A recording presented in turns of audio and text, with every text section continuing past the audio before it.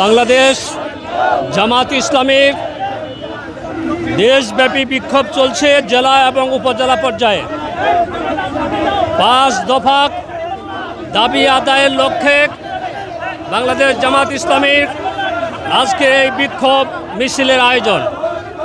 প্রথম দফা হলো জুলাই সনদের ভিত্তিতে আগামী জাতীয় নির্বাচনের আয়োজন করতে হবে।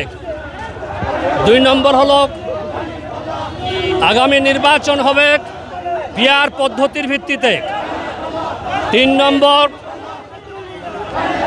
সাবেক স্বৈরাচার সরকারের আমলে যত গণহত্যা, দুর্নীতি, সন্ত্রাস হয়েছে তার দৃশ্যমান বিচার করতে হবে। মোনালিসা হেভি ফ্লো 15 পিস প্যাকেটের সাথে 8 পিসের একটি প্যাকেট একদম ফ্রি। 4 নম্বর হলো একটি অবাধ, সুষ্ঠু, নিরপেক্ষ নির্বাচনের জন্য লেভেল প্লেইং ফিল্ড করতে হবে।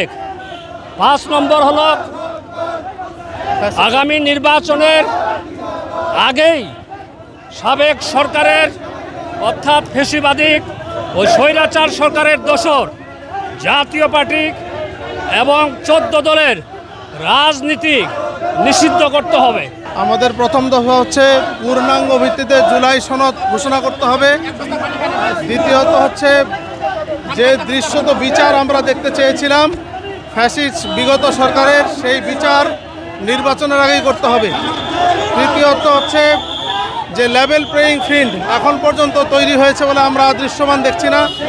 লেভেল প্লেয়িং ফিল্ড নির্বাচনের জন্য অত্যন্ত জরুরি, সেটা আমাদের একটা দাবি রয়েছে। 2 কক্ষে উভয় পক্ষেই পিআর পদ্ধতিতে নির্বাচনের দাবি আমাদের রয়েছে। সর্বশেষ যেটা দাবি, ফ্যাসিস্ট সরকারের যারা দোসর জাতীয় পার্টি এবং 14 দল, আমরা অবিলম্বে তাদের নিষিদ্ধ দাবি করছি। এই 5টি দাবিতে আমাদের আজকে গণমিছিল এবং সমাবেশ।